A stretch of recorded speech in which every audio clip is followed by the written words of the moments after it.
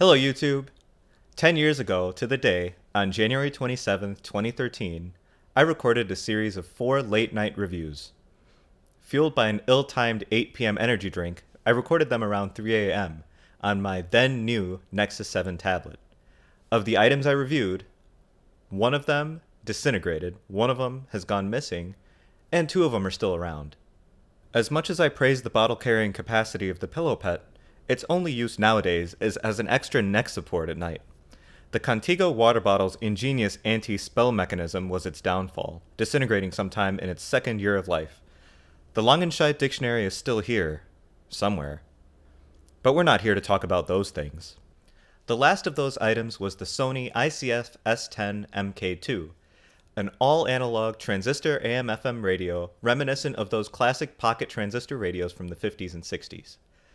I still have mine, and it still works great.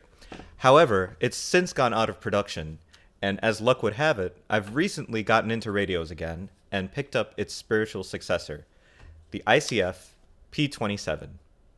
I've come to accept that there's no such thing as a true perfect all-purpose radio, at least for me, in my price range, and so I'll outline the 3 use cases that I find myself in most of the time.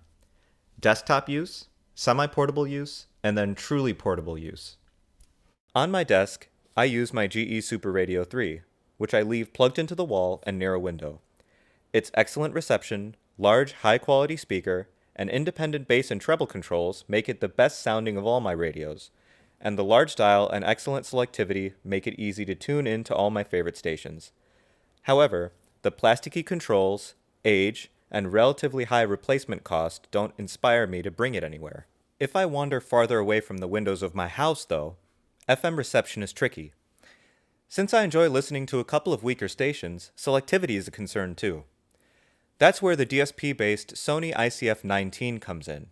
It locks onto weaker stations with ease, and reception is helped along by its fully articulated antenna. Those things, combined with its 3 D-cell power source and hundreds of operating hours, make it my choice for wandering between rooms or just listening out of reach of a convenient outlet.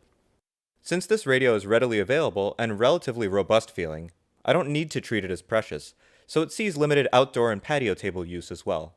The audio through the speaker is nice and rich, and even though the ICF-19 is a DSP-based radio with the characteristic skipping in the discrete steps between stations, as opposed to the smooth tuning of an analog radio, I've found that tuning to most of my favorite stations is easy. 3 things about the ICF-19 prevent it from being my perfect radio, though. First off, voices on AM sound muffled. The treble's rolled off. 841, and today, savvy ways to make extra money. So, Marianne, these are things you do in addition to your regular job, things that you can do part-time, is that it? Yes, they're commonly known as side hustles. This rolled-off treble isn't too much of an issue for me most of the time, since I mainly listen to FM, and the one local AM station I like is simulcast on FM. A bigger issue for me is that the noise floor is very high over the headphone jack. Even when the volume is turned down to 0, there's a noticeable hiss reminiscent of blank cassettes. This makes listening to classical music, with its frequent quiet sections, almost a no-go.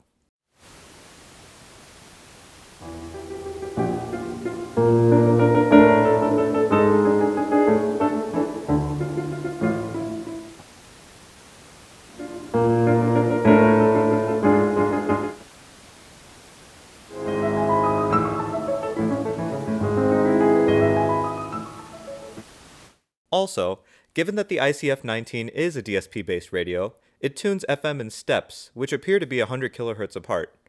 One station that I like to listen to sometimes is 87.7 MeTV FM. This is admittedly a weird station. When analog TV was shut off, the frequencies it used were freed up. One such analog TV station, MeTV, got special access to broadcast FM radio on the formerly TV frequency at 87.75 MHz. Most of my digitally tuned radios, DSP-based or not, have a tough time tuning to it, and the ICF-19 is no exception. However, the speed with which I'm able to tune into most of my other favorite stations makes up for it, and I accept the compromise for the most part. After all, if I really want to listen to 87.7, the Super Radio is there. However, For true on-the-go use, the Super Radio, with its 6D cell power source, is out of the question. Even the ICF-19 is a bit bulky and heavy, and the knobs jutting out of the side make it pretty inconvenient to just toss in a bag. You may be asking why I don't just go for a stereo FM Walkman. I find that around my house, FM reception is questionable, even at the best of spots, and stereo FM reception just turns into a staticky mess. This, combined with the not insignificant amount of RFI causing equipment around, makes stereo FM a pipe dream around my house. For truly portable use, the S10MK2 is still the best choice, though it's far from ideal. It's got some very annoying features preventing me from ever bringing it anywhere. For one thing, the earphone jack is just that, an earphone. It's left side only. For both ears to get sound, I need an adapter, which juts out of the side and makes the thing unwieldy. Also, the volume dial is incredibly sensitive and capable of blowing your head off with just a slight bump. 1 or 2 bumps and you can say goodbye to those high frequencies. On top of all of that, even though I got the radio for cheap, it's out of production nowadays and commands not insignificant prices on eBay. I'd be too afraid of losing it or breaking it to want to bring it anywhere, and that's why it lives safely at home. And that brings me to the Sony ICF-P27. I bought this radio in hopes that it would A, have a low noise floor over the headphone jack, B, have a low maximum volume over the headphone jack, C, be able to tune to all my favorite frequencies, and D, be readily available. Thankfully, this one delivers on all of those admittedly specific fronts, and we'll talk about it next. Even though the frequency spacing on the FM dial is tight, I can hit all my favorite stations with a little bit of effort, including 87.75. I was pleasantly surprised about this, given that this radio is also DSP-based, like the ICF-19. Reception on AM is nice and clear too, and the one AM station I listen to regularly comes in without issue. Unlike the ICF-19, audio is not muffled on AM. The headphone jack provides pleasing audio with a much lower noise floor than the ICF-19.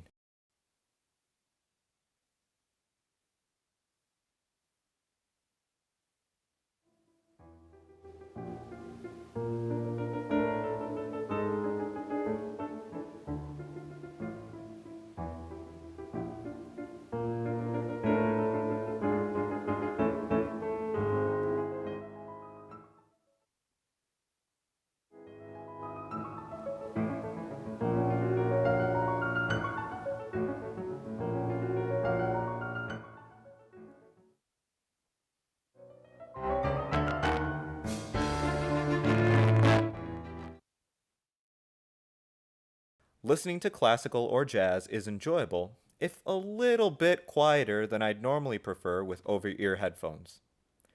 I'll take that lower maximum volume anytime over the head-splitting S10MK2 though. Fair warning, the audio does distort over the headphone jack at that lower maximum volume too, making the true usable max volume somewhat lower. Of course, there are still no perfect radios. Given that the P27 has a small speaker, it'll never match the bass response of a bigger one like the ICF-19. However, it's plenty clear enough, and definitely on par with the S10MK2. Frequency response over the headphone jack is fine. My key annoyances with the P27 are the placement of the antenna, the spacing of the dial, and the placement of the headphone jack. The antenna attachment sticks out the back of the radio and seems like an afterthought. It's a design choice that disrupts the otherwise flat and smooth aesthetic, and even though it may be a bit more secure than the non-reinforced S10MK2, it's still odd. Since the radio still stands up straight with the antenna extended, though, I don't mind it too much. One thing that is definitely more than a minor inconvenience is how the stations are all crammed into the left 2/3 of the dial. I realize that they probably use the same chip inside the Japanese variant, which goes from 76 to 108 MHz, unlike our 88 to 108. But it's still quite annoying to tune into stations on the right side of the dial. The dial is geared, though, unlike the S10MK2, so that makes small movements physically easier. This gearing makes the difference in tuning effort between the two radios less than what may immediately be apparent, but the narrow spacing is still a questionable design choice driven unquestionably by cost cutting. Finally, the side placement of the headphone jack severely hinders pocketability, especially using headphones without a right-angle plug. Given that the radio doesn't appear to use the headphone cable as an additional antenna, the antenna still needs to be extended for good FM reception, meaning pocket FM use is almost out of the question anyway. Since this is a classic style radio, I'm surprised they didn't include a belt clip or a belt loop case. Such a case would mitigate the pocketability issue somewhat. There's still one overarching consideration though, availability. Since I can easily grab another one, should misfortune befall mine, the P27 is something I can take with me anywhere without worry. The Sony ICF-P27 has quickly become my ideal portable radio. If any of the cons I listed above, specifically that weird antenna placement and the narrow spacing of the dial, are deal breakers for you, then I'd probably steer clear of this one. But if you find yourself with similar concerns to mine, then I recommend it.